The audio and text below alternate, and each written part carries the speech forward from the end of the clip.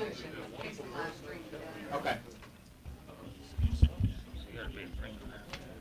Kick off or not? Ready to kick off. Yeah, push it for Hey, green. Johnny, does this show anything? Dead battery? It won't Oh, work. no. Yeah, it's not doing anything. Steve? Sorry. How does it not, how does it last the whole meeting? Well, if it's recording, it probably will. Okay, we're Ready? All right, we'll get started. Father, we're so thankful and grateful that you brought us to this particular day. We thank you for your many blessings that you pour out upon us individually and as a county. And now, Father, I ask you to be with the judge and the magistrates and all those decision makers this morning and all those that will be here that will have some good input into the things that will affect all the people within Union County. We ask, sir, that everything be done decently and in order because we ask it in Jesus' name. Amen. Amen. Pledge allegiance To the flag of the United States of America and to the republic for which it stands, one nation, under God, indivisible, with liberty and justice for all. Thank you, Brother Jerry. Mr. Manning, thank you very much. It is a good day. I'll try to talk loud where some of the folks outside can hear, and just as a matter of protocol, we have some folks that we're going to do some things at the very front that I'm assuming are not going to want to stick around for all of it. And so we'll have some room, and so we'll do our best to get people in and out where they can hear and be part of the meeting today. And it is a good thing to see people taking opportunities of government and to be participatory in that. I assume everybody has looked at the minutes. Are there any additions or corrections that need to be made at this time? Motion to approve. Second. All those in favor say aye. Aye. Opposed? Motion carried. Thank you. First on the agenda today is Congenital Heart Defect Awareness Proclamation. Ms. Jeannie Hancock came in and spoke with me a couple weeks ago. And so I'm just going to yield the floor to you right now. You can introduce those that are with you, and we'll go from there. Sure, just stand up. Is that microphone, does it have a green light at the bottom of the? No. Okay. Jim, just turn, there you go. It'll pick you up just standing there. Thank you. So go right ahead.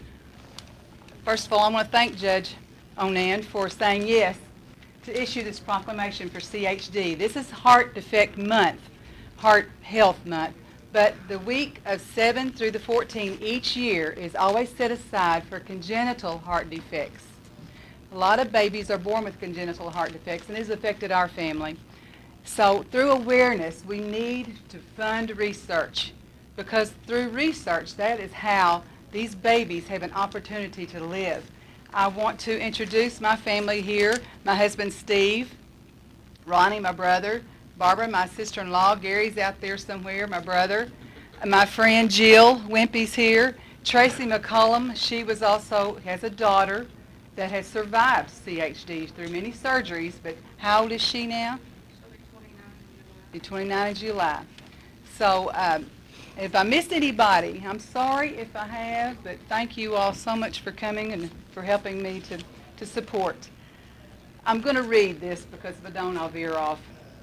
Our family would like to help broaden awareness about congenital heart defects, also known as CHD. Our grandson, August Warren Graham, was born on March 9, 2018. Last March, we were on a horrific journey this time last year. He lived 2 months and 4 days. On May 13th, it was Mother's Day, his heart could no longer sustain him. His CHD was extreme. He was born with a heart defect called tetralogy of Fallot, which is what Tracy's daughter was also born with, but he also had 2 other severe defects. One was pulmonary arteria and then a VSD. Through research and experience, he was given the best care available. He had open heart surgery at 4 days old, many heart casts and medications. However, his defects were not curable. I want to share with you a few facts about CHDs. 40,000 babies in the United States annually are born with CHD. That's 1 out of every 100. That's hard to swallow, hard to believe. But a lot of these heart defects are never determined, sometimes until maybe a child at 20 or 30 all at once starts having some trouble. You hear of the athletes that all at once find out, they have a heart defect. So sometimes they're not determined. They can vary from very minute to extreme. CHDs, congenital heart defects, are approximately 60 times more prevalent than childhood cancers. CHDs are a leading cause of birth defects, associated infant illness and deaths. There are 35 plus different CHDs, and there's not a cure for any one of them. In the last decade, though, through research, and this is what awareness is all about, is for research, for us to fund research any way we can. In the last decade, death rates for CHDs have declined almost 30% due to advancements made through research. Of every dollar that the government spends on medical funding, only a fraction of a penny is directed towards CHD research. Very grossly underfunded in the prevalence of the disease. So hopefully we're going to have some fundraisers in the future for CHD awareness. If you would like to make an online donation, if you're, ever God places that on your heart, it's very simple. You just go to Children's Heart Foundation, one word, small letters, children'sheartfoundation.org, and you can make a donation on there. I want to thank you all on behalf of my family, and I hope that through awareness we can help knock this disease, give more babies and more children and young adults an opportunity for life. Thank you all. Thank you. Thank you. I'll take the opportunity. I'm not going to make Emily speak, but I'd like for Emily to stand. This is my baby, Emily. She's 20, and so you can sit down now. I don't want to make you uncomfortable. Emily is about 1 month post-op of heart surgery, open heart surgery, very severe open heart surgery. She was born when Emily was 3 hours old. We knew that she had aortic stenosis, and so it's been considered mild to moderate. And we've always known that this day was coming. So when Jeannie talks about research and development and all the things that go into that, my Emily is the beneficiary of a procedure that just started 5 years ago, less than 5 years ago actually. Through money, donations, and research, they found what Emily's condition was. They took her pulmonary valve, and I'm going in the weeds with you. They took her pulmonary valve and replaced her aortic valve. But because of the pressure differences on those two sides of the heart, the pulmonary valve sometimes wouldn't last long. So they've developed this new procedure, which just blows my mind, that they virtually ring that thing with a piece of PVC plastic to keep it from distending. And Emily, my Emily, was the beneficiary of that. So that's why these proclamations are important, that we bring awareness and that we might stir somebody somewhere down the line if they ask you to buy a T-shirt or a pork chop or who knows what, that you would say yes, and that you would donate to that cause. These T-shirts are around. I'm assuming they're going to be for sale somewhere. We'll make more. We'll make more. That's good. We have the McComb family is here. We thank you. We know you've had a journey with your sweet daughter as well. And so Emily's procedure now is considered once in a lifetime as opposed to 3 or 4 open heart surgeries. And the technology that they can replace valves through the leg and arm now are new procedures. And so we continually progress down that road, and that's why this is so very important. Let's do the motion. Would anybody care to? I need to read the proclamation first, don't I? Got off track. It's understandable. I got talking about my sweet girl here and thinking about August too. So let me read this proclamation. Congenital Heart Defect Awareness Week 2019 proclamation. Whereas the well-being of our children, our most precious resource, is of paramount importance to our county, and maintaining excellent health among children is a top priority. And whereas in the United States, congenital heart defects are the most frequently occurring birth defect and the leading cause of birth defects-related deaths, and whereas in the United States, approximately 40,000 infants each year are born with congenital heart defects, and whereas Congenital Heart Defect Awareness Week provides an opportunity for families whose lives have been affected to celebrate life and to remember loved ones lost, to honor dedicated health professionals, and to meet others and know they are not alone. And whereas Congenital Heart Defect Awareness Week will also provide the opportunity to share experience and information with the public and the media in order to raise public awareness about congenital heart defects. Whereas many types of birth defects, including congenital heart defects, are the focus of ongoing research by professionals in the field who are dedicated to understanding their causes, identifying prevention measures, and planning for services to promote the health of those affected. Now therefore be it resolved that I, Adam Onan, Judge Executive, do hereby proclaim the week of February 7, 2019 to February 14, 2019 Congenital Heart Defect Awareness Week in Union County. And I encourage all residents to join in the campaign to increase awareness of this serious health matter in an effort to improve early diagnosis. So moved. Second. Motion made and second. I'll entertain discussion with you guys. Anybody have anything that they'd like to say? It's good to see Emily's smiling face and to meet her. Did the PVC part come from Union County? Did we?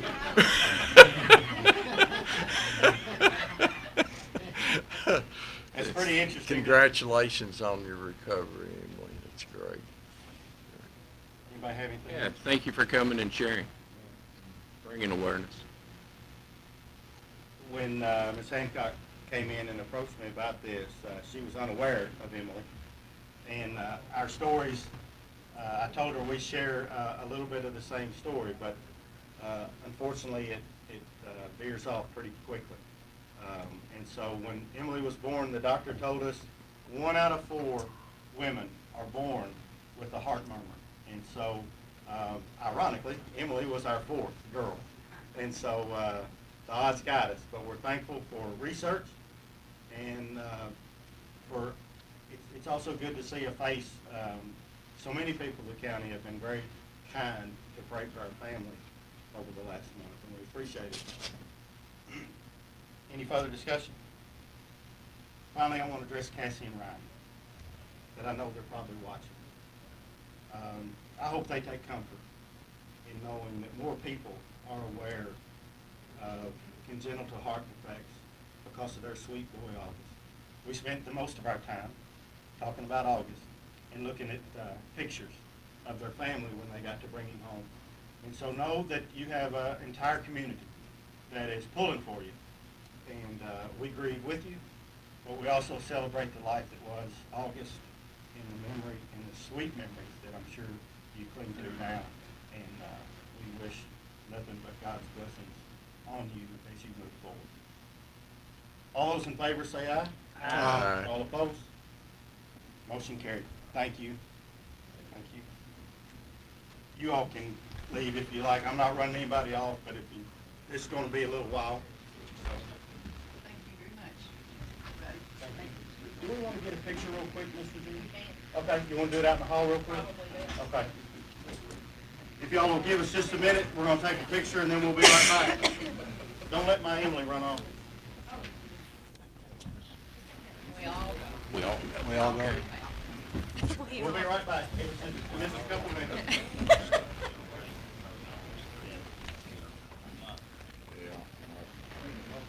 Yeah, we'll be back in 15, 20 minutes.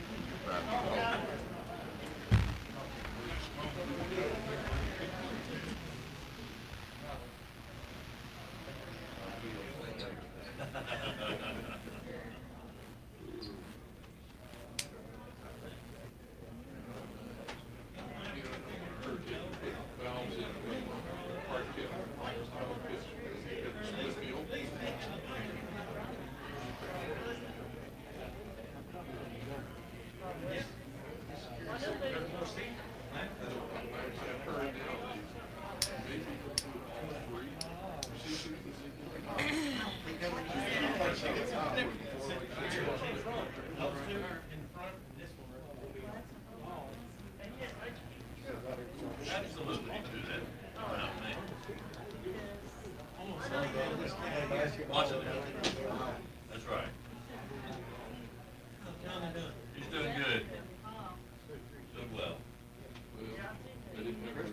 first he didn't take a call.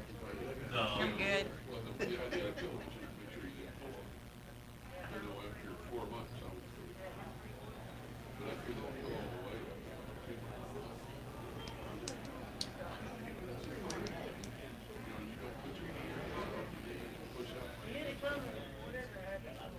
Can't hear anything. Nothing?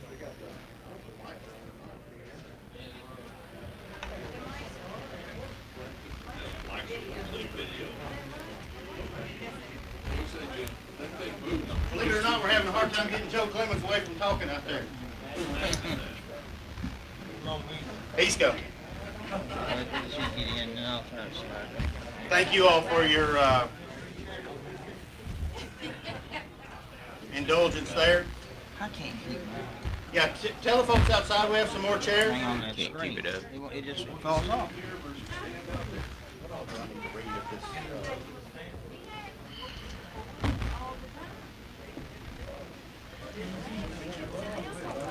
This is like church. Stay on it for another second and you just, Put it right up there. you're away a lot. All right. 16, We'll call it back to order and get started. Adam. Judge, I've had a request for us to speak into our mics. More people out in the hall cannot hear. They won't be able to hear No, it. It doesn't go anywhere. And so just as a sidebar, this explains again why an elevator would be very helpful for us to have this meeting upstairs in the big room where everybody is together. So Put some money in for chairs up there, too. The chairs hurt. we're continuing to work on it, and I'll address that later. Second on the agenda is a FEMA memorandum of agreement, and this is between the Kentucky, Commonwealth of Kentucky. It's a contract. It just allows us to draw from a series of monies that a declaration date of August 26, 2016. I'm sorry, beginning on July 2nd, 2016 and continuing through July 9th, 2016. And this is through some severe storms. We have to have this memorandum of agreement in order to participate and file for those grants. Greg, do you have anything to add to that? Did I summarize that okay? Okay, so I'd entertain a motion. So moved. For a second. Any discussion? So it just allows us to apply for grants for rescue squads, fire departments, whatever. Mostly it's going to be repairing damage that we had through that, correct? Yeah, we actually started here with regards back to 2016. Yes. So all the repairs have already been done. Okay. So we're gonna try to recoup some of that money and Right. reimburse the county for those that were done. Any further discussion? Greg, you think our chances are pretty good of recouping all the money? Well, now remember, we're going back to 2016, okay? And some of those events, when they happen, we do not meet the threshold, but it allows the other counties to get their money. But it guarantees that we went through the policy, the procedure, so if there is any reward to come to us, we will get it. Okay. This is the first step in that process to make us eligible to get those. And just as a quick reminder, we've gotten $193,000 for the flooding, and we've also been awarded around $800,000 to fix the Blackburn Road, or Blackburn boat ramp. I say that wrong every time. It's going to be some major reconstruction down there, mitigation to redo that.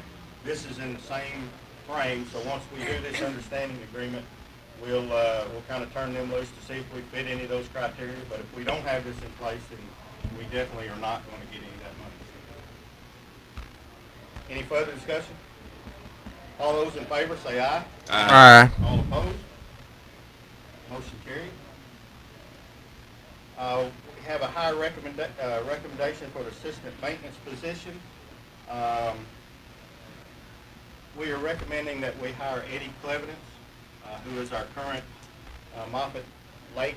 He's a current county employee, to be Coach's assistant at $15.25 an hour. That's what that would include. And that comes from the committee of Jerry and myself and Magistrate Rickens as well. I would entertain that. So moved. Motion made and second? Second. Second. Any discussion? See, how many did we interview? We didn't have anybody to interview. We had about 7 applications. We had 7 applications, and we didn't have any to interview that would exceed Eddie's experience with the county, and so we did not interview at that point. And that was my call. Okay. I supported that as well. I know Eddie's a loyal employee.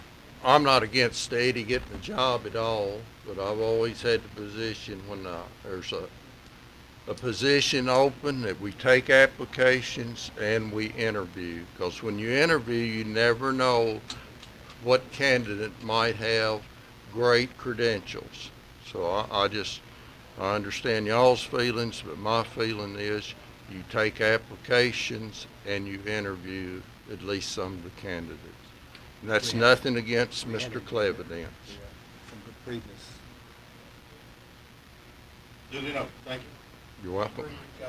Got some applications, we need to interview. Okay. I don't want to be argumentative. I'll just say that there weren't any applications that we had that it would to go through the show of the interview would be wasting folks' time, and so we proceeded from there. My statement's not to be argumentative. My statement's merely stating how I feel about how positions should be filled in Union County. It's nothing argumentative. It's nothing derogatory. It's a statement of my feelings on it. Okay. All those in favor say aye. Aye. Opposed? Motion carried. Number 4, second reading of an ordinance relating to the abatement of nuisance in the unincorporated areas of Union County. And so before we get started, just want to put everybody's mind at ease, so to speak. It's going to be my recommendation that we move to postpone this indefinitely. But that being said, the folks that have shown up here, we want to allow you to speak and to share your opinion. We don't want you to feel like your time was wasted to come up here. We have some issues that we want to address. Julie, do you have anything you'd like to say to start with? Or?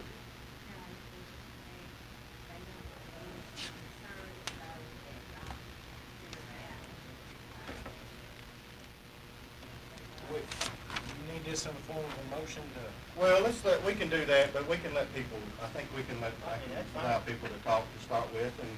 And so with the number of people that we have, we're going to try to limit that to just a couple minutes. You can share your opinion, and if we get back to this date, and I'll address this later in my discussions with those that had a meeting yesterday,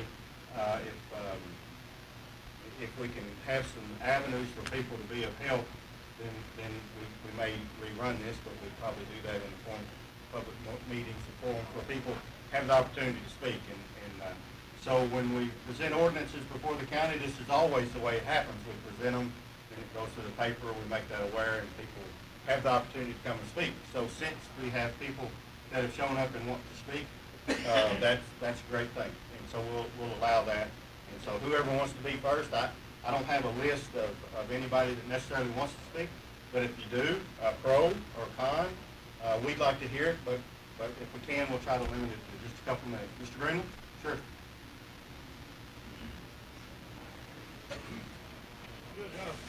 I've pre-recorded a statement that I make for people here, and I appreciate your neighborliness or dismissal or whatever that word was that you just said. I made it, and I'll point toward the hallway. And if this volume's too big or somebody will give me too large, give me too small, give me a thumbs up. Appreciate your support.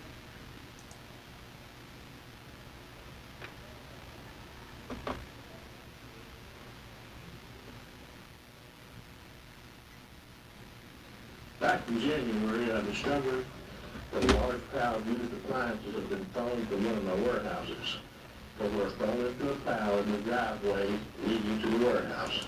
These were my appliances, and I'm of the opinion that my appliance requirement for Grayson County pays one of my other workers $100 if he could get in and throw these appliances out of the building with the idea that the appliance requirement would then actually allow them to strip the appliances for used parts.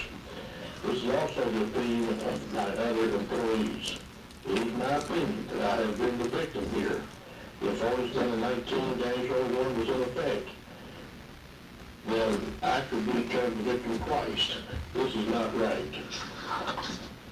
On February 25th, 1967, when I attended a public auction at the Breckenridge Golf Course Center, I was the successful bidder of one of the parcels of the former contaminator of Camp Breckenridge that was later to become Whisker Meadows and the area surrounding Whisker Meadows. This was 1 week after I turned 20 years old. A few months later, I was drafted into the military. Upon returning from the Army, I tore some of the buildings down and saved as many bricks as was feasible. I allowed these bricks being offered as souvenirs to anyone that was stationed in Camp Breckenridge, or to anyone that would like to have one for that matter. Please don't make me dispose of these bricks. I've been saving them for about 50 years. Don't know on ordinance number 19-01.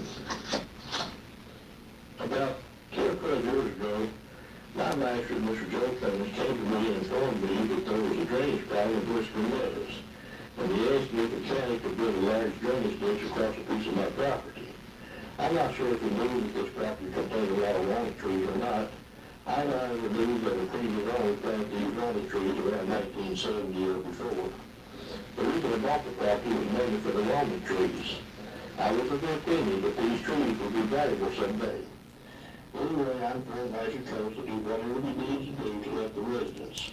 The county proceeded to remove the trees from the area at about 40 feet by 300 feet, and dug a ditch across my property to alleviate the flood problem. The walnut trees that I sacrificed would have been worth thousands of dollars by now. That's not the problem. I gave this up in order to help alleviate the flooding problem for these residents. These residents were not my tenants. After the county cleared the walnut trees and dug the ditch, I have gone in and sown seed on the new waterway. Since then, I've been on this waterway once or twice a year. If ordinance number 19-01 passes, and if I fail to keep the grass mowed below 8 inches, then I can not only lose my property, but could possibly be incarcerated as well. County fathers, this is one hell of a way to thank a constituent that has made such a contribution in this instance alone. This is certainly not the way it's done in the private sector, but for this reason alone, I ask that you vote against ordinance number 19-01. Ordinance number 19-01 talks about brush piles being at least 500 feet from another property owner. County fathers, when I cleaned up Martinville Estates, if this ordinance had been in effect, then the cleanup would probably never have taken place. You see, there was no place on Martinville Estates that you could have put a brush pile that would be more than 500 feet away from a neighbor. So if the ordinance had been in effect then, well, that would have prevented Union County from having thousands of dollars in tax revenue that it has today. In addition, Union County would be minus 23 affordable homes. This is one of the many reasons to vote no on ordinance number 19-01. For a few years now, I've been thinking about building a convenience store along with a laundromat and possibly a restaurant in Whisker Meadows area, and have been trying to acquire a certain piece of property to do this. If this ordinance passes, then that will be the end of my wanting to do this. Please give the residents of Whisker Meadows at least a ray of hope of at least getting this done. If a facility such as this were to be built, I would probably be the most likely person to do so. This is one reason we vote no on ordinance number 1901. County fathers, I am aware that I have some places that I need to clean up. Just because of so many people that want to speak, but we understand it, and we got you. Thank you for your The other comment. part's even more important, but, I request that everybody speak that wants to speak, and I'll be glad to play the risk of it. I have time if y'all have time. Okay, we'll let other folks speak. Yes, sir. We just want to be Yes, sir. respectful of other folks' time. I believe. Anybody else like any? I'd like to ask our county attorney a question Sure, real quick. sure, go ahead. Counselor, would farmers be exempt from it if this ordinance would pass, or is agriculture exempt from it? Yes, but these people didn't get that email. I want them, I've been,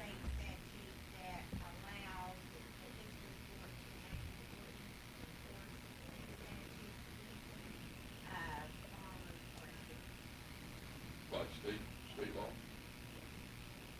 Okay. Jerry? Sure.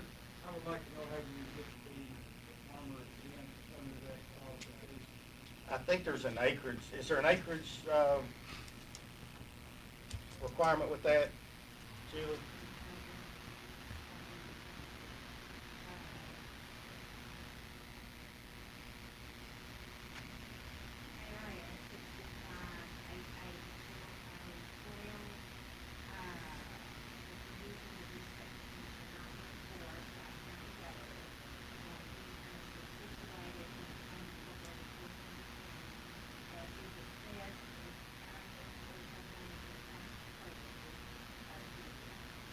So it would be a PVA definition of agricultural land. In the paper, I don't think it was.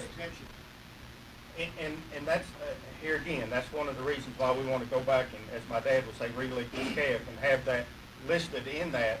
But by KRS statute, an ordinance wouldn't supersede a KRS statute.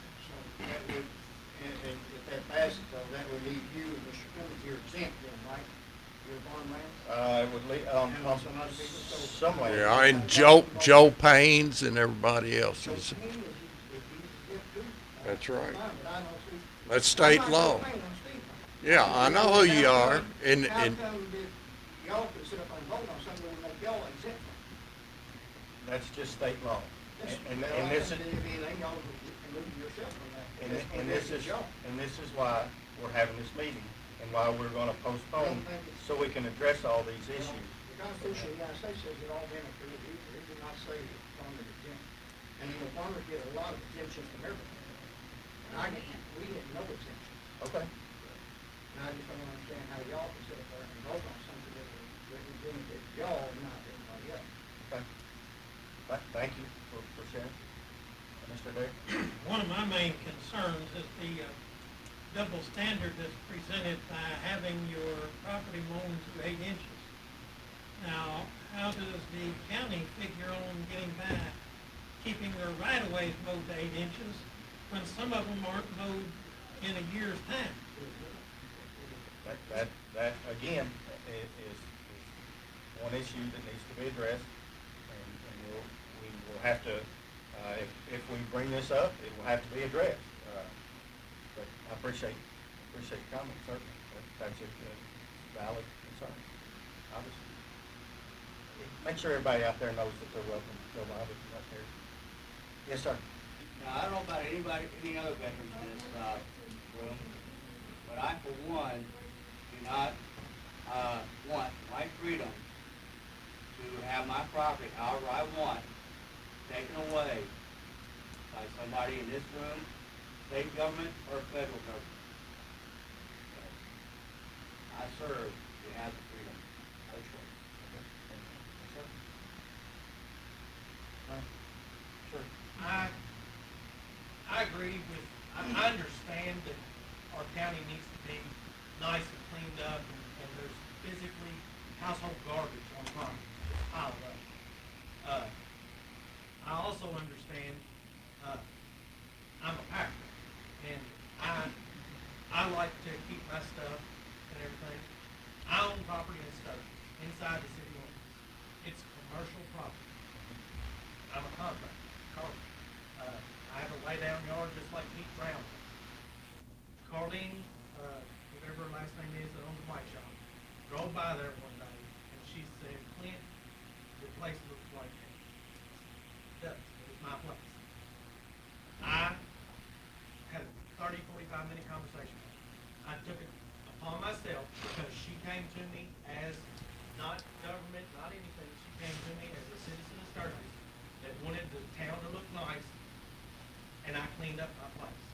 I don't mow my yard. I spray the whole damn lot with Roundup and kill it down to the dirt, because I don't like the mulch. But I do that because I care about our county and the way it looks. I also own property out in the country. That's where I moved some of my things. Off a commercial lot that I had all the right in the world to put it on, moved it out to the country, where I have nobody that's gonna complain about it, except for a few neighbors that keep their yard 2 inches high and own $250,000 houses. And I understand my place may decrease their property value in their eyes, but I own a place out in the country. I'm not fortunate enough to be a farmer and have 10 acres or more, or 1,000 acres. My 2 acres is my farm. My 2 acres is my kingdom. And that's where I'm gonna pile my junk. And it's not junk to me. It's an old truck that I'm gonna take parts off of to make my other truck run. It's where I'm gonna pile up wood, it's where I'm gonna pile up stuff. And it may have grass 2 feet tall, because if I spray it with Roundup, it's on a hill and it's gonna wash, the dirt's gonna wash away. But, it may have grass 2 feet tall, but I know exactly where that 1986 Ford was setting, and I know exactly where that stack of cattle panels is setting. If my neighbors don't like it, they can put up a fence so they can't see it. I just don't wanna be made. Now, if it's household trash, if I take and throw 20 bags of garbage out there, yes, clean that up. There's chemicals in that, leak out and stuff, and all, but that's where we get back to the landfill. Right. You know, I'm lucky enough, I just take my stuff to Henderson, get rid of it myself. A lot of people can't do that. That's where. Okay. That's all I have. Thank you. Yes, sir. I'm not gonna beat up anybody one way or the other. I think everybody has their opinions, everybody has the way they like to live. The only problem that I see with this situation was it wasn't, I guess you would say, advertised to what I would think would be suitable. I know, 17 years in office, and we discussed this. We had a certain font that we had to advertise by on certain items. It had to be, and that decided how big your ad could be, because you can't put that size font, an ad smaller than like 3 inches. The ad that came out in the paper was very tiny, and the one ad's easy to look over. So, that being said, word of mouth was about how this got, how these people got here today, but it sure wasn't from what they saw in the paper, from local advertising. And this is pertinent, this is something that applies to everybody in the county. Right. I'm one person from District 5, just one. Joe Clemens is my representative. Joe and I have already talked about my feelings about this, and, that's between me and him. Same as the rest of it. My dad. So I gave you his feelings this morning, because he's been in the past for several days and couldn't get a hold of him. Jerry, same way with your people on down the line. You guys are our voting body. You are the people that represent us. We elect you to do something. But the things that we need to know about, especially something that involves all of us, have to be brought to our attention in some proper manner. Some type of multimedia, public radio, big enough in the paper that something this important that you wouldn't miss it and be seemingly swept underneath the paper, so you can have a vote for yourself. It's not just your vote. You are a representative of me for my vote. And I expect you to bring something under my attention so I can convey my vote to Mr. Clemens, so he can come represent me in my area of property. I like that. The pros and cons really don't care. Everybody's got their opinion, they're entitled to it, it's their property, they're entitled to how they want to run their shop. I'd like to address Mr. Potts. I appreciate him being here, but I believe, if y'all remember when this was brought up, I said about we need to have a public forum on this. So, John, I did say we need to have a public forum on this. Okay. Thank you. Appreciate it. Sam? Everything said that I was gonna say anyway. Okay. Sam, tell us how you feel. Most ill-advised ordinance I've seen come to this county in my lifetime. The penalties in it are strict, it reads bad, you need to look it over. But first, you need to do what I asked the previous court, some members here to do, is not loot our landfill. Now, I warned this court, the previous court, a year before that landfill closed. The Boy, they're gonna close it. Oh, no, they're not gonna close it. I told the city of Morganfield. You know what the city of Morganfield said? One of the members said, oh, that's a county problem. That's not a city problem. Two things you need in the county for economic development. You need a hospital, you need a dump. How far are they apart? So, folks, I appreciate folks coming over here by myself. But I'm tickled to death I'm not by myself today. Want some ideas? I've got some. Be glad to share them with you. Good luck for you boys. Public hearing will work real well. I agree. In this particular situation. Y'all have a good day. Let's go home. We're going to go because I've called each one of them.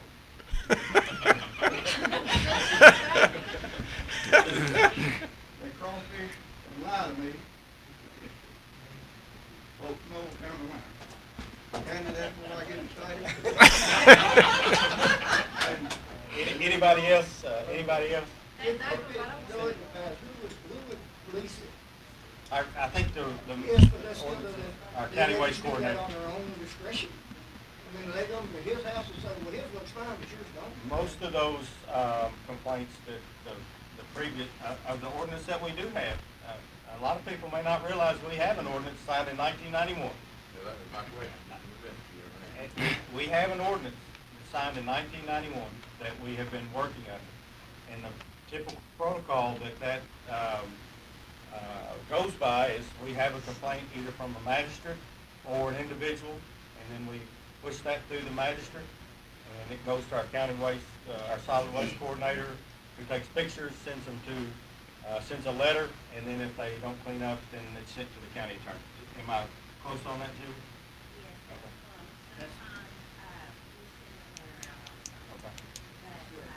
Y'all can do it on whoever, however y'all decide, whether you decide one of the, you know, like send a letter or nothing. If you don't think it's bad enough. So, police yourself, right? Well, yeah, I don't know what you want me to answer. Most of the there. calls come from Oh, no, everybody's citizens, if I have not from us. this thing or the other, is he gonna get treated this thing or the other? As far as I'm aware of, I'm just trying to replay through my mind the ones that have come since I've been here. That's all I can go by. I think they've all come either through a magistrate or an individual.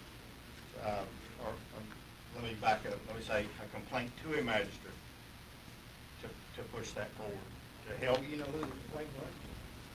Who had complained? Well, the magistrate would know that. Well, I mean, would they be able to tell you?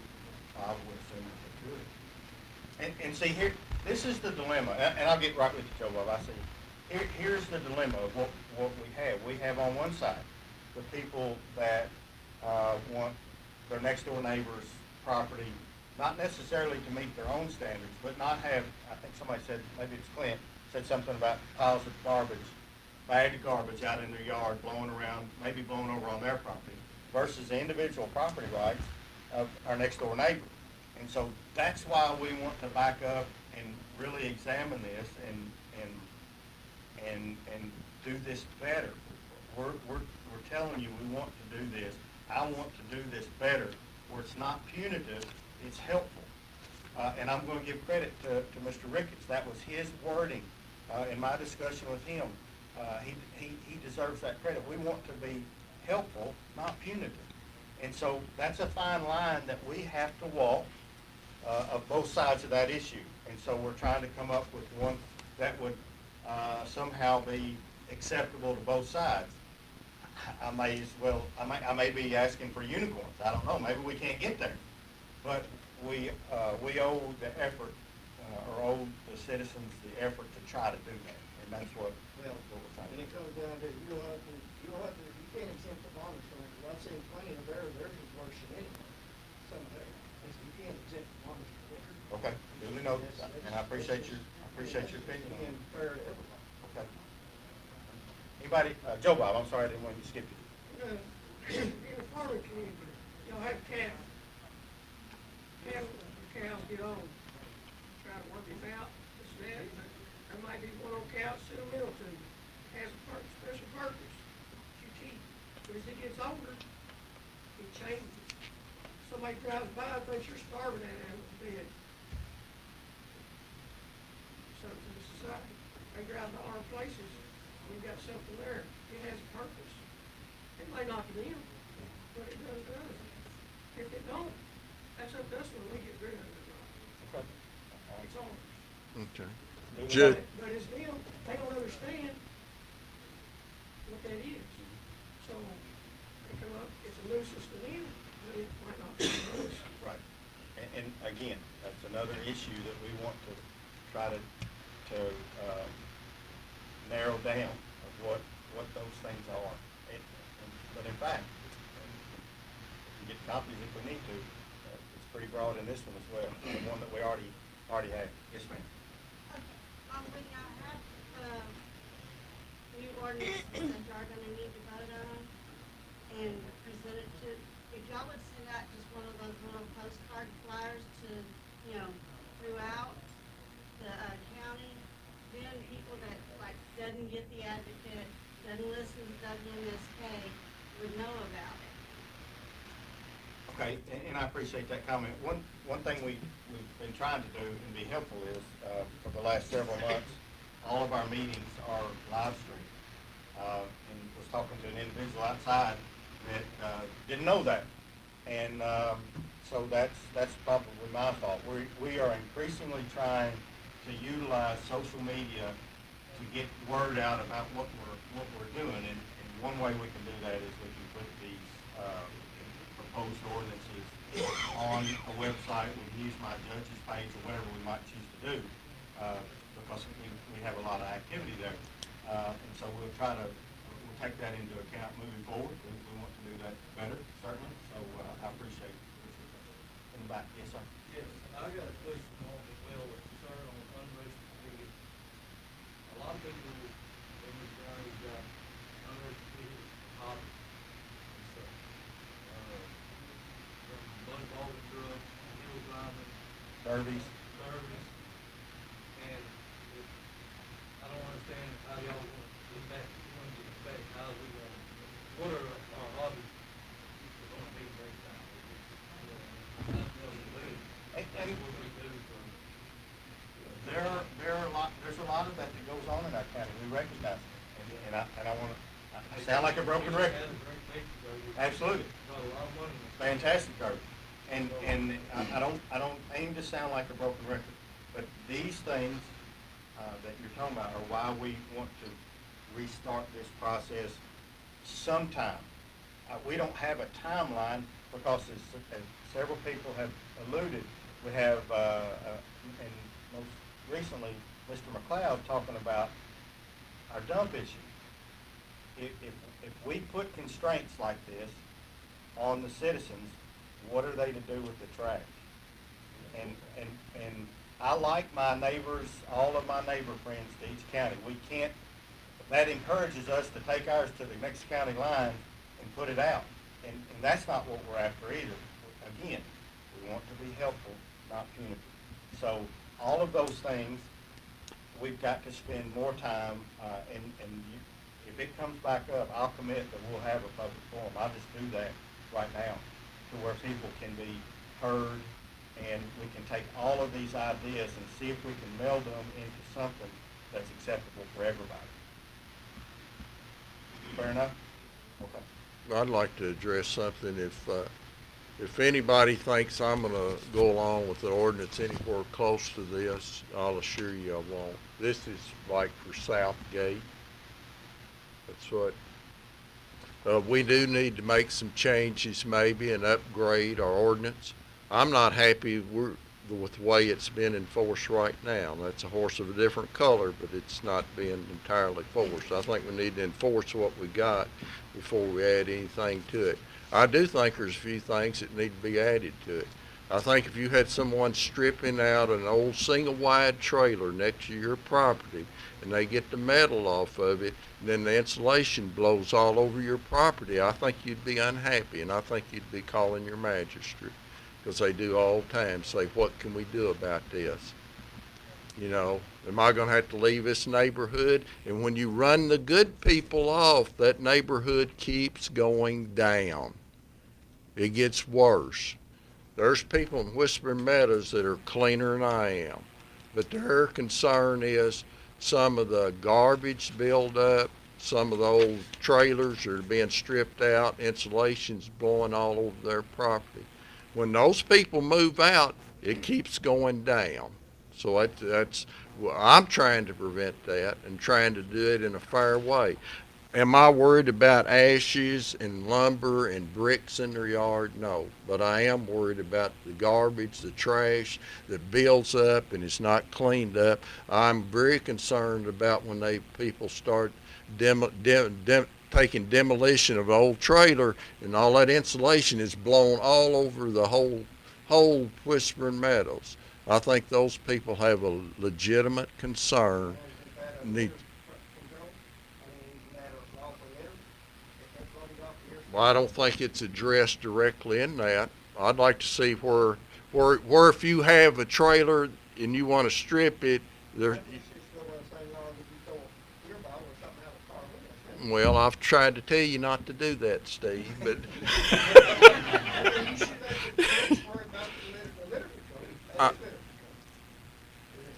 I don't think the police can do all litter control. They don't call the police, they call their magistrate most of the time. Yeah, well, I think Mickey Arnold will tell you he can't go out and chase down every pile of garbage, although they've just helped one across from your house right there. The sheriff's department I did finally had to call them in at 94 Shorty Long Road. How long was it there, Joe? Judge, you hear that? Yep. There's a process that when it starts, it's cumbersome and it's slow, and maybe that needs to be addressed as well. It just takes time. I didn't say nothing about it, but then my boy come by there and made a call, and the next thing I know about it, I heard they were going to court. It was one call. No, there was about 20 calls, Steve. Maybe your boy was the only one you know called, but all the neighbors up and down Shorty Long Road called me. So I think I have the facts and the names of who called.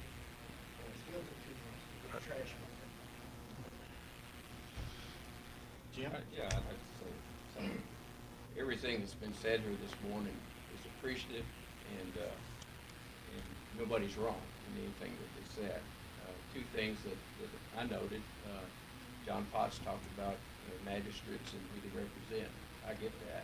I know who I represent, who I try to speak for. Secondly, on the notification, their points well made. You need to be informed. I can just tell you personally, I reviewed this amended ordinance, and as I went through that early on, there are components and language that I couldn't agree to.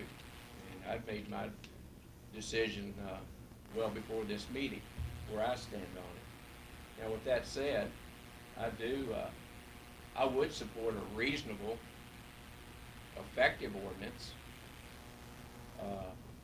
And if we get back to that point where we're looking at and discussing it, I think we have to look at it, and I've got several concerns that need to be we need to be mindful of when we talk about it, and I'm sure that you all would come up with some of your own. But one is identifying a nuisance and all that's around that. What is a nuisance? And it's not clear. We've got to figure that out. We don't have a waste disposal site. It's cost prohibitive for folks to take it somewhere. And then you get into the little law of unintended consequences. And the last thing I want to see is more illegal dumping around this county because people have no options. And probably the most significant piece for me is the demographics of our citizens, our community, and the poverty level in our community, and people that struggle every day to feed their children, to meet the necessities in life. I'm for helping people, and I think that's what we're charged with. We should be, and that's one of our responsibilities, to solve problems. And I think there's probably an opportunity, if we should revisit this, that if there is a nuisance, and there are, I mean, we, from time to time, you see it, but I'm more inclined to get with that individual and try to develop an action plan that addresses the issue to where we help abate the nuisance if there is one. That we give assistance where we can as a government entity. That's what I would like to see. I'm not, being punitive alone it'll never address the issue. Because we've got folks that struggle daily with the things that are necessary. So that's where I am. I would support a reasonable, effective ordinance because I think we need it. But there's the right way to go about getting that done. So that's where I am. That's where I was. That's where I've been. Yes, sir. One thing I like to see you do is your conversation over, your conversation. One thing about people throw away. Like you call out advertising on there. Ain't nobody buys that. Doesn't it? But we don't play with it. I was gonna pay $1 a quarter for 3 pages. Well, let's hang on. Let's be respectful and let's keep it to the point at hand about what we're talking about. Duly noted that we need to advertise better, and that includes all forms of advertisement, whether that be in our local newspapers that we want to support, our local radio station that we want to support, and then we have the option of our local or our social media that is a huge.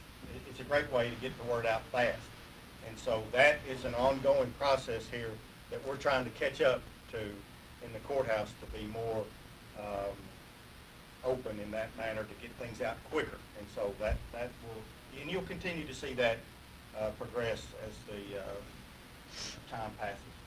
You have my commitment on that. Mr. Thompson, oh, I'm sorry. I know we could talk about how it affects each and every one of us, countywide, how it affects all of us. One thing that hasn't been brought up, I just like to say, this chicken manure that's piled up for that for a year, affects all of us. We can even smell it here in Murphyville. Pile it up at your residence, I would say, as a nuisance, spread it right next to the same house, pile it up there on the farm ground. Let it sit there, it's not considered a nuisance, it's considered impertinence. And I'll probably take a contrary view to most farmers. I agree with you. A few times that I've used it, to spread it right away. I see where they come from to pile it, but it can become a nuisance, and we hear it every spring, especially on Facebook, of all the stuff that's going on, and sometimes it's probably not handled correctly, but I agree that that's probably another issue that needs to be thrown into this thing because it has such a wide I just effect. wanted to touch on that because I agree with the common sense approach that nuisance is a nuisance, but you can show that it is. And if I need to do something on my property, even if I'm hard-headed, and you don't want to tell me this, but I don't want to hear it, but give me a little time and present it to me just right, I believe I agree with you, So the common sense approach, yeah, take that, I can understand it, most people do it too. I wouldn't have been here, social media, which is a good idea too. I can put my words on that, or it wouldn't be here, and maybe say it better than what I did here. You did perfectly. You summarized really well what the people of Union County are, and that's reasonable and responsible. And there's no reason to think that we can't come up with a solution to this. We've just got to work at it. That's simply what it's going to take. And it'll take some time, and it involves several factors that have to come about, maybe first being our landfill. And so that's good. You said it very well. Thank you. Mr. Thompson, I didn't mean to cut you off, Alderman. What is a nuisance, and then what, the counselor, and then what constitutes a nuisance, and who decides when it is a nuisance? So your nuisance may not be my nuisance.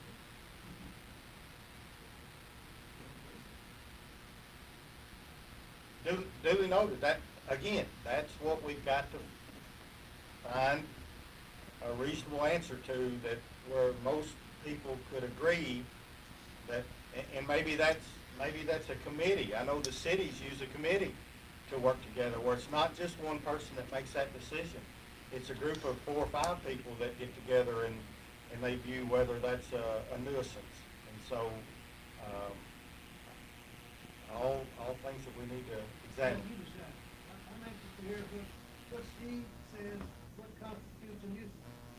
I think it will be helpful if we can get the state statute on the website, that goes through that.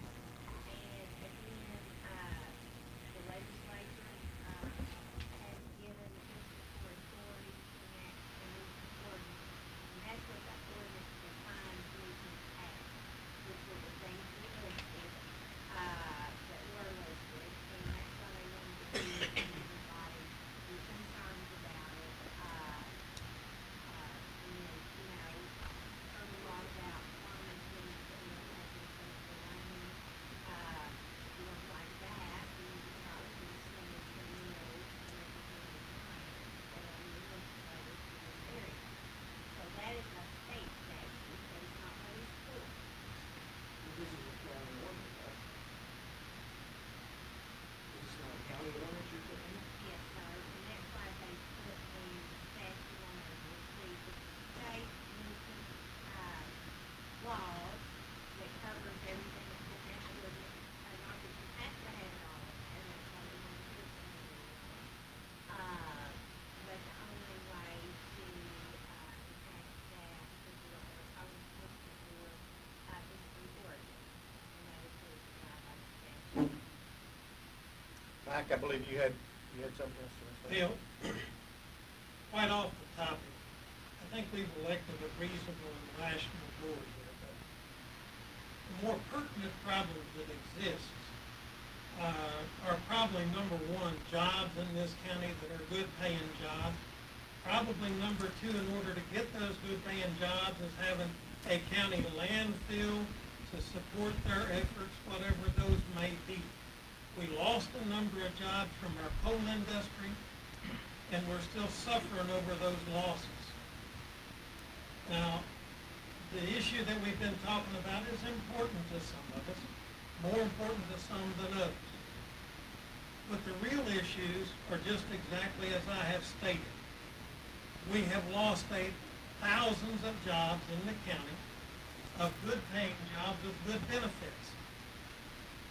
For whatever reason that we've lost those and the directive that we need to get there through whatever means it might be.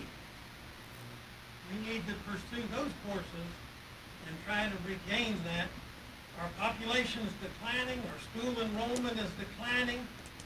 That ought to give people a clue as to what really is going on and what we need to address. Thank you. One more question. Yes, sir. This ordinance was put in the paper last week. I noticed I read the reading out of what it said. All y'all voted yes for passing it. If y'all didn't like none of this, and I'm not just saying that, but we all voted, I don't know the protocol is, but y'all all voted yes on it last time. I can tell you why I voted yes. I voted yes so it would get out in the public so they could see it. Was it? I don't know the protocol. Well, I'm saying it wouldn't pass. Yes. Yeah, but it wouldn't, the ordinance wouldn't pass it on second reading if we voted for it on second reading, so I voted for it because I wanted the public to see it. That's the typical protocol in That's an ordinance. reason. That's not anything unusual. Yeah. That's the same way we did the smoke alarm ordinance. Right, that's I reason. voted yes for the Y'all phone y'all calls. voted yes. Yes, we did. I voted yes so I could get public comment. Y'all voted yes now, but nobody said. The phone calls, the business. Well, and that's just part of the way this process works. That's the way you start the process. So it's not anything new that hadn't been done, as part of the, do what? It's my first meeting. Okay, yeah. Hey, and we're glad you're here. Yeah. Don't mistake, I'm tickled that we have a big crowd here. This is good. Government is best when it is inclusive of everybody. And so that's my number one reason why I want the elevator in this courthouse, so we can be upstairs.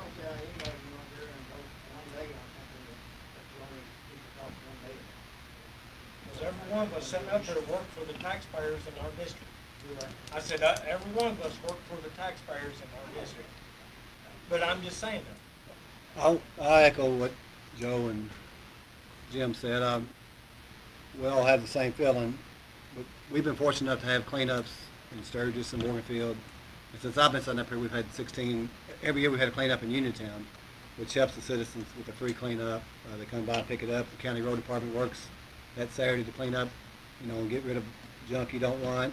But we don't have that access out in the county if anybody wanted to get rid of stuff. So that's what we need to figure out, some other ways to help people out in the county. I'm fortunate enough to get Uniontown and Connie and Acres, which includes a lot of people. And they get rid of a lot of stuff. Each year, the road department will tell you how much stuff we pick up, TVs, and instead of, we're trying to keep it out of the first few years I was on here, we had a lot of illegal dumps. Down by the river, down Mount Vernon Road, in the bottoms, we cleaned up all the time. And it's a lot less now than it ever has been, and that's how we want to keep it. But we also got to figure out ways to help the people out in the county if they want to get rid of stuff. Judge, what about, could we maybe explore the idea of maybe having a cleanup out in the county? Maybe That's possible. set some dumpsters up, and the people that don't have a pickup or on fixed income, they're the ones that suffer. If you had a spring cleanup, we've been fortunate, the city residents have been fortunate to have that. We're outside the county, outside the city. Yeah, and I can certainly approach. And when we had the demolition landfill in Uniontown, we were fortunate to take about 20 homes down, which made a good deal for the homeowner or the landowner, but that's full now. So that's And the only active demolition dump that I'm aware of in Union County at this point is virtually full. That's another problem. That was one of the biggest things that people call me.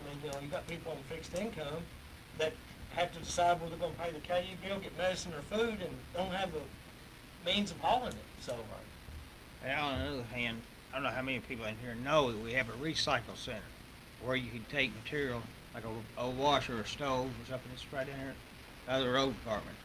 It's called the Union County Land Recycle Center. And I worked there for 13 years, and you can bring old appliances down there, county will take them, no charge. The only thing we charge for now is the TVs. And the only reason for that is because the county, before we take them in Evansville, they charge us for them. So we're just trying to recoup the cost. But they'll take almost any old metal that you don't want to give, that you don't want, or some people like to take it and, I guess, sell it at scrapyard. But still, you have a place to take it, and if you utilize it. But that's, maybe we could do the county cleanup and then take it down there ourselves to get rid of it, to help you out like once or twice a year. But if you could go down there anytime you want, and the recycle center is open, which is 7 in the morning to 3:30 in the afternoon. Including weekdays, tires. and on Saturday, first Saturday of the month, 8 to 12. And they give you a place to take something, so it wouldn't accumulate in your yard and then become a nuisance, as they're trying to say. Takes in a lot more than just old appliances. yeah. We Oh, take yeah. bottles, cans, Plastic. newspaper, cardboard. How many in here ever use the recycling center? Good, Yeah. good deal. Well, that's good. Some people still don't know about it. It's a Free tires. tires, yes. Free of charge. Great way to get rid of tires. It's free of charge, but what do we spend? We spend About $1,000 a month to get Right. rid of those That, tires. that truck, that open trailer costs $1,000. Yeah. We pay, your taxpayers pay for people to take it. And we accumulate a lot of tires, it seems, in Union County. Anybody have anything else they'd like to say? Mr. Green?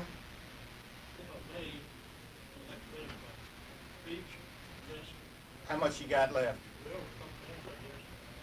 I'll give you 2. Judge, I think I've got some important points on here, and it's not. Well, you understand the direction we're headed here.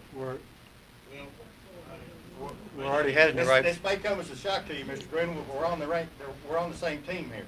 I understand, I appreciate that. We're going. So we. You're winning. Yeah, and there's some real good wisdom about quitting while you're winning. Well, there's some things on here that. You got 2 minutes. Well, let's see, I don't know how. Let's see what I do.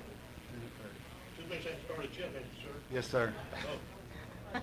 Anyone else that say you need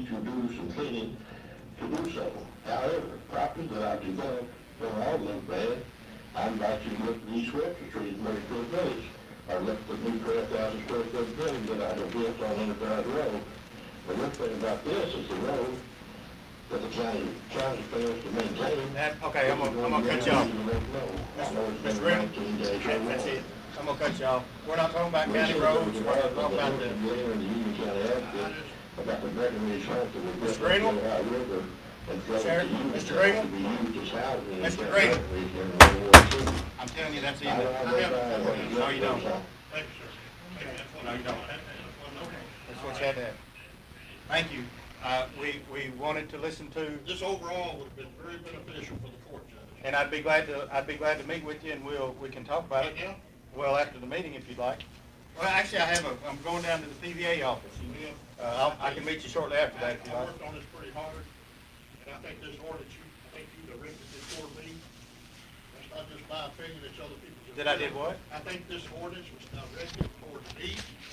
I think you had me on your mind, you had this ordinance written. Would it surprise you that I didn't have any input in writing this ordinance? It would. County Attorney? You know, but I was on your mind when you did this. I'm always wanting to be on the mind. Thank you, Mr. Brennan. Thank you, Judge. Yes, sir. We'll get together if you'd like. I'm disappointed on you. That's all right. I Thank pay you. a lot of taxes in this county. I understand. Thank you. Thank you. Any further discussion? Magistrates, you all have anything else you'd like to add? I'd entertain a motion to postpone indefinitely. So moved. Second.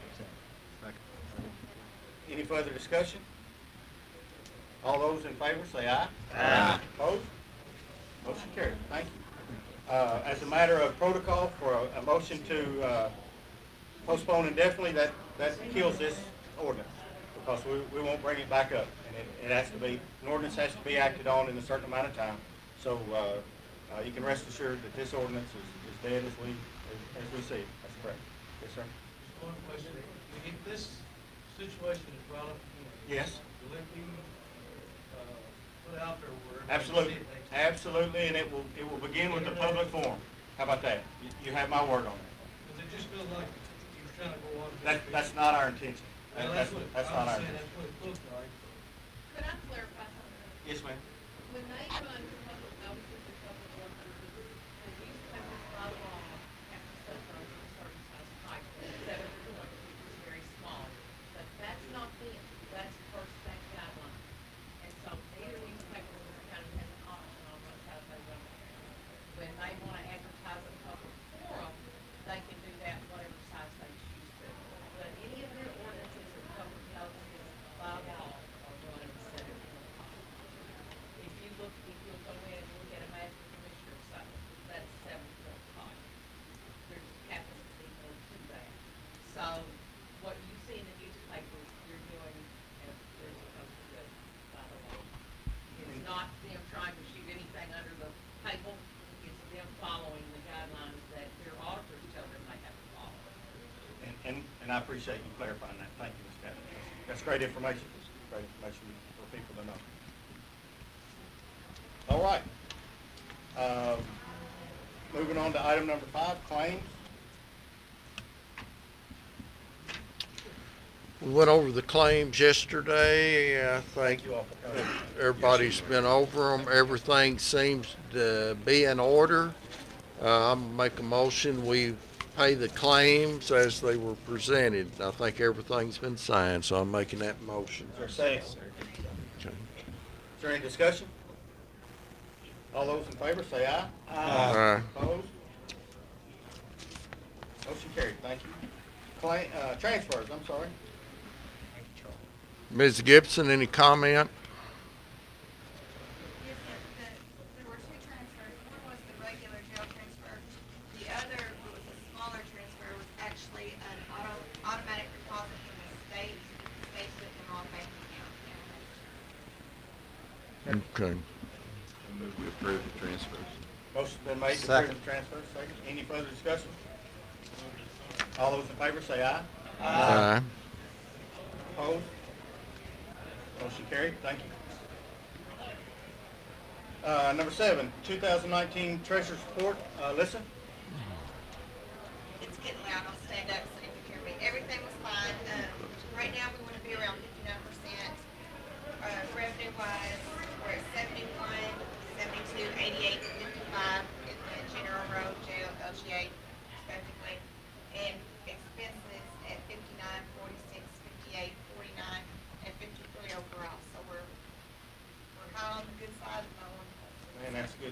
news, thank you. Any further questions for Lisa? I'd entertain a motion to approve. So moved. Second. Any further discussion? All those in favor say aye. Aye. Opposed? Motion carried. I have a few items to talk about before we go into our magistrate's comments. You have heard me speak for some time about about working with my county judge, Cole County judge as I call him, Dan Mosley from Harlan County, Judge Albie Brock from Bell County, Judge Steve Henry from Webster County, and myself have been working with the Coal Coalition to try to figure out a way that we can protect our coal severance in Union County. And so what we have come up with is a bill, and it has been filed. It has probably 20, 25 sponsors right now. House Bill 198. And I meant to grab my coal sheet that I had, and it's a sheet that's about this long that is a formula of how coal gets divided at the state level. And it basically takes that coal formula, that sheet, and turns it into two paragraphs.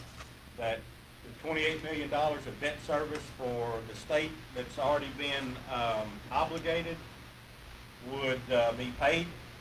It pays the Department of Local Government a certain amount of money, approximately $1 million to administrate that, and then the rest of it goes back to the counties. We get away from the off-the-middles and dividing it up with people all over the state. And so that would be a huge impact for Union County, especially because we are the largest coal producer in the state of Kentucky. And but more importantly, it will make a huge impact in the smaller communities, whether they are producers or whether they are impact counties. And it's about 32 counties statewide that participate in the coal. There's numerous communities that participate in that as well. And so this is a really good thing. And we hope to get this on the floor for debate. And we have some good support going into it. We're anxious to see how far and if we can get it passed, both through the House and through the Senate. And it'll be a good get for Union County. And I don't know if you've read or not in Knott County, Kentucky, because of their fiscal position that they find themselves in, their fiscal court had to vote to basically disband all but essential services. Martin County's Sheriff Arnold, he put on Facebook, if you call his office needing help, he's just going to send you to the state police because he's had to let some of his deputies go, and they no longer can support the essential services that are run through local government. And so it is a statewide issue with all of the coal counties, and this makes a lot of sense. And I hope we get that passed. I will be in Frankfurt Thursday and Friday working on that very thing, on visiting with senators and representatives to lobby, so to speak, to tell the story of Union and how we use those coal severance funds for 39% of our budget on our LGA money. And then practically every project that you see go on in Union County is paid for by coal severance funds. And so we want to get all of that money we can while we can. And that's where that project lies right now. I continue to work. Mr. Adair talked about jobs. I've been in contact with the company. It's a huge company. I think I've told you about Riverview Energy.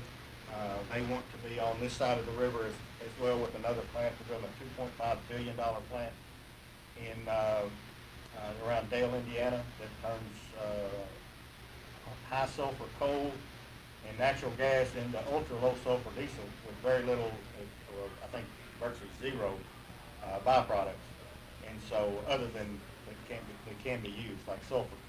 And so we have been in contact with the president of that company about first getting them on the Kentucky side of the river for the second plant that they'd like to open, and then where that might be. I think by the way their requirements, we've got the coal, we can probably get the natural gas, but we don't have the rail service, and that's one of their needs. So we'll be working as a regional approach to try to find that somewhere close where we help provide a market for our coal that is produced at Riverview Mines, which is there's nothing, no relation to Riverview Energy and Riverview Mine. Riverview Energy is a national, multinational company that is working on those plants. So we've been busy with that as well. Yesterday, Sean and Melissa and I participated in a conference call with Leader McConnell's office in Washington to try to get some help at our Job Corps for that little shy of $10 million sewer project that certainly affects the city of Morganfield as it does Waverly and the industrial park. They've had a bit of a collapse out there, and that's always been the fear, that we would have widespread failure.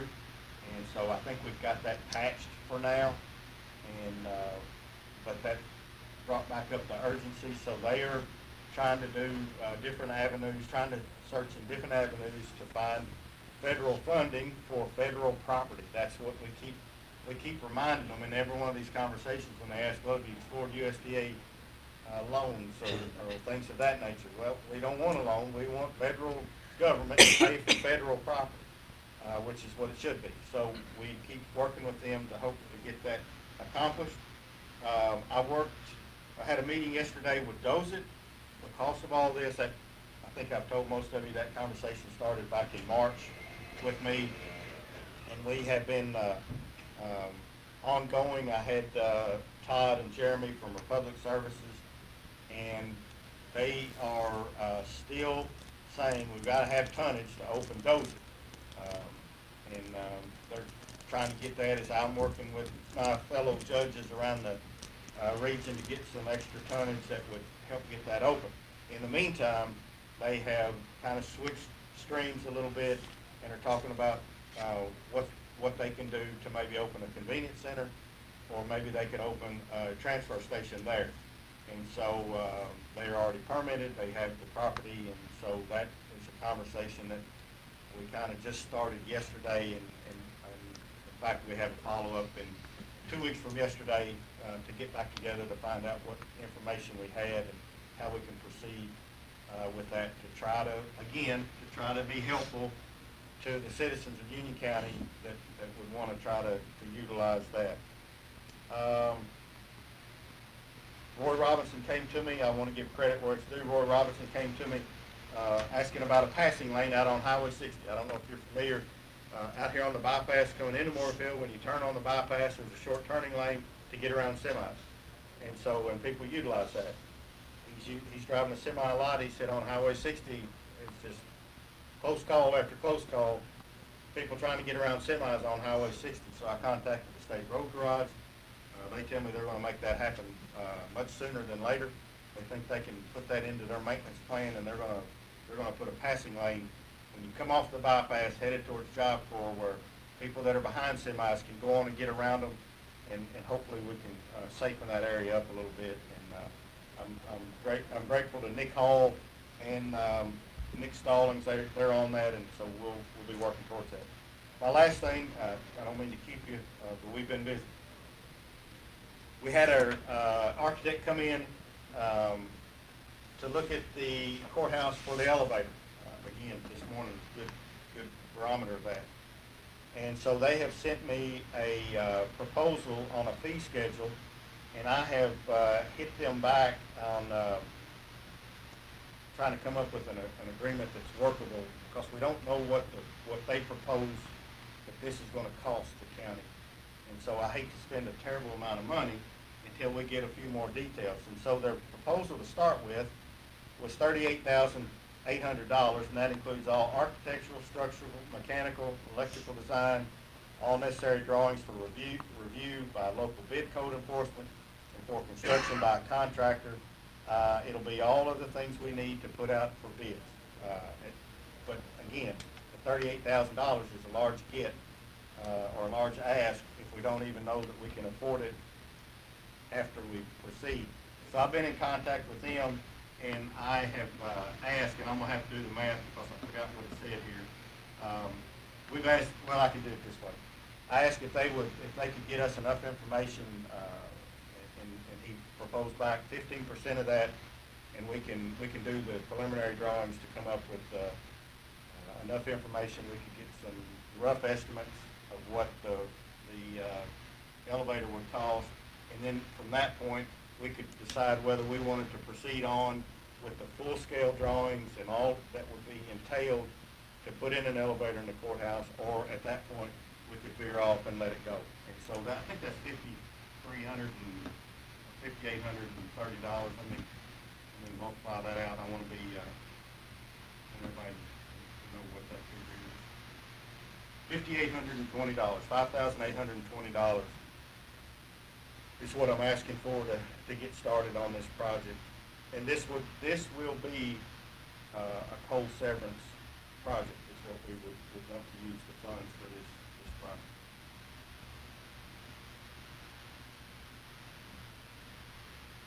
Do they have a ballpark figure what elevator, just, is he $1,700,000, No, 500,000? They haven't given me that.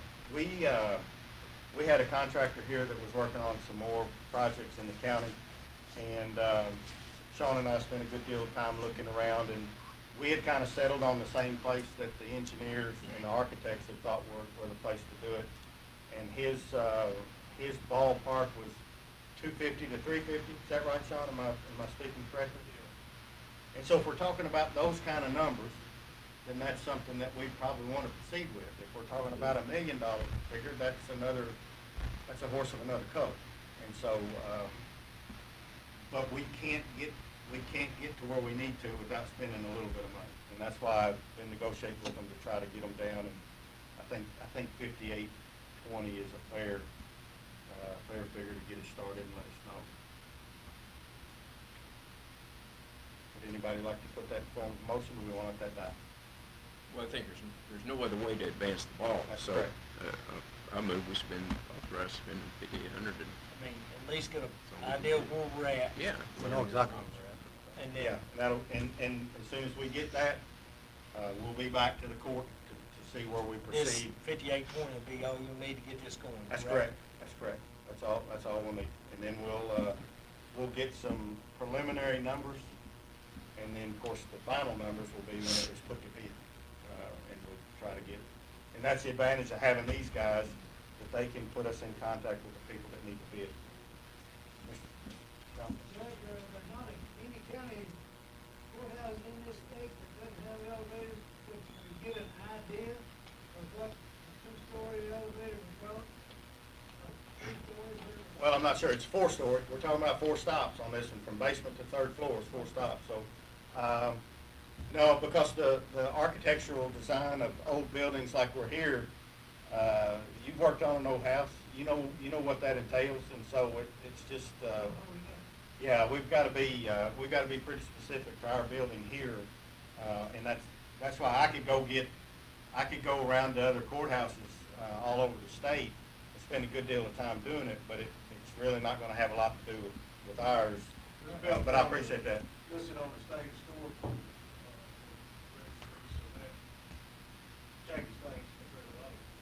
Yeah, if you didn't hear that, we're on the state registry. And so our engineers are knowledgeable of that. Another reason why we've got to go through this process, because anything they put in this courthouse has to fall under those parameters, and they're aware of that. So we want to do that in a manner that's appropriate with those guys. I know getting upstairs right now is an absolute burden on the people that's in wheelchairs and stuff like that. I mean, it's The burden on us that don't walk real good too. Yeah. I have a motion. Do we have a I'll second? second. I'll Got a second. Any further discussion? All those in favor say aye. Aye. Opposed? Motion carried. Thank you. I'll proceed with that, and I'll have a report back as soon as I get one. District 1. Judge, I'd like for me and you to get together one day, right on the bypass and look out there. Got a problem out there that I think needs to be looked at, is up from Beaver Dam Road. There's a dip, and when there gets ice or something on there, we've had several pretty bad wrecks. You're talking about on the bypass specific? Yes, it's up from Beaver Dam Road, there's a dip there. Yeah, be glad to do that, and we can get, We've worked some. State several we'll try to trucks get the out state guys to go out there with us, and they'll be really helpful with that. Yeah, we've gotten several calls to, be glad to. What else you got for me? I just want to say thank you to everybody that's made phone calls and, about this ordinance we've had. So I appreciate public comment. Thank you. That's all I got. Thank you, sir. Jerry? Just a couple of things. The Uniontown project is going as good as it can go with the rain every day and the wet ground. He said if we get the right weather, he could be within a week and a half of finishing up the full connection. We're just going down Waverly Road now. And then after that, about 2.5 weeks to get everybody hooked up. So, but then again, it goes back to the weather. I mean, it's just been way too wet and there for a while it was 0 but the rain is what's caused most of the trouble. So, but as soon as they get the weather, which you don't know when that'll be, they hadn't done much in the last month. So, and then I guess we all been aware when you ride around now, you can see where your ditches need to be cleaned out, and it's easy to find the bad spots. And I know the road department's been busy looking too. Appreciate all the work they done. And like Rick said, I appreciate all the calls and all the comments at the ball games and restaurants and stores. It's been what we want to hear. We want to hear what people have to say. So that's all I have. Thanks, sir. Church and confession. Master Rick? Yeah, Mr. just a Stanley? couple of things. I do want to say that this process this morning makes us all better. It makes me better, so I appreciate that. And on a positive note, I don't know how many's familiar with the Bridge in Kentucky program, but it's an initiative that the state started, and I think they've identified, I believe the number's right, 1,000 bridges across the state that need to be replaced, upgraded, whatever. But the good news is they've identified a bridge here in Union County. It's on 492 at mile marker 610, and it's right below Mike Olmer's home, if you know where that is, and 2101 it cuts across from Grove Center, or 130 over to that. So that bridge will be replaced, and I understand that they're going to let the bids on February 22nd. So it's kind of toward the top of the list. So that's good news for us, for the county. And that bridge, if you travel that road, it needs some attention. So that's a good thing. That's all I got, Judge. And you did, and you all, your last meeting said something to Joe and I about looking at the museum. Yes. And what we've done is asked for 3 termite companies to come in and give us a reasonable bid to fix that. But that's not all. We're going to have a carpenter come in there and look at the material. And I looked at some of the material they had at the museum, and it said that it has to be a special type wood that goes on that building because of the historical part. So we're going to have a lot to look at here. We'll start it. Thank you. Jimmy, have any of them looked at it yet to determine that We've is got 2. termite damage? Or Harold, I can't remember, Harold Brantley, Bobby's brother. he left a bid somewhere here, I don't know where, because I wasn't here. And also, I've got one from Brantley. And then I've called Action Control, Pest Control, and they're supposed to come today between 10 and 12 to look. And then after those, we'll have to deal with finding a carpenter, I suppose, to give us a bid on the damage on the wood on the side of the building. Sounds like first things first, we better get rid of some critters. Right? Yes, sir. Good work. Yeah, good. And that's it for me. Okay, thank you. Master Quinn? Probably maybe on the Officer Club Museum, probably the tough part's going to be to get someone to draw. We're going to have to draw up specs to bid it, because it's going to be It's a over. historical building, too. Yeah, well, it's going to be over 20,000, and somebody's going to have to have some expertise to draw up the bids, and we're going to have to decide what all we want to do. We're going to have to be able to tell them what we want to do, what all we want to replace. So it's going to be quite a process. But Excuse me, is that something that our engineering director could help us with? Okay. okay, Okay. okay, that would help. Thanks, Sean. Then Mike Smead, I looked for you earlier. I'm trying to figure out which county roads you never mow the right-of-way. There was a comment made that some of the county roads, the right-of-way mowed is twice or three never times, or- mowed. Would you like to address that, Mike? Do what? But you mow every county road, the right-of-way, you mow it back at least twice a year, every county road. Okay. Just wanna, for people to think it's some, because all of them in District 5, I know, are mowed at least twice. So I was assuming the other districts were mowed also. Appreciate Jim Burns' legwork on the Officers Club Museum and try to get that moving along. All your equipment in good shape, Mike, at the road department. You having any problems? I've got a, how do you do with the equipment? 3 years training right now. I wasn't for sure we had an equipment committee. We don't, but we can get one. We'll get one together, so that'd be good. We'd like to approach things in a logical manner, instead of all at once, that'd be helpful. And I know I've addressed the court a year or so ago, maybe longer, and then later on. A lot of our equipment down there looks pretty rusty and needs painting, and I still think we need to maybe work some of that equipment in, maybe one piece at a time. Some of our trucks, get them painted, and try to get the Job Corps involved in that. Some of them look worse than my equipment, and that's pretty bad. So I think it's something, maybe if we get an equipment committee, maybe they can deal with that too and try to present something to the court. Well, some of them look pretty sad, I have to admit. Yeah, we have an opportunity for some storage that's been offered to us that I'll be exploring in the next little bit too. Maybe that would help get some of that equipment out of the way. Okay. And so, I'll have that recommendation fairly soon. So. That's all I have. Thank Okay, you. thank you. I agree with Jim Ricketts. It's good. It's a good process. We like having people here, and that's good. Mr. Thompson. Make you another suggestion. I know you guys are all talking in your microphones. I don't know where that's going. It's not coming out here. You need a real small speaker attached in front of your name or in that place there, so that this room could be a small speaker, so it's not loud, but don't hear half of what y'all say. Yeah, we can probably make that happen pretty easy.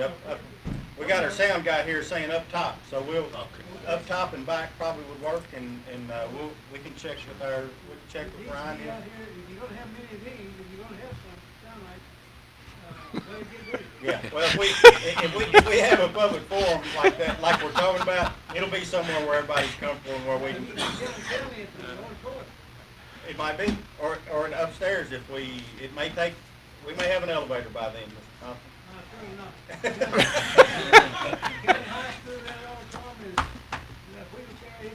Oh, yes, sir. But anyway. Thank you. I appreciate that. I'll entertain a motion to adjourn. So moved. Second. All in favor? We're adjourned. Me and somebody. Everybody. I have a hard time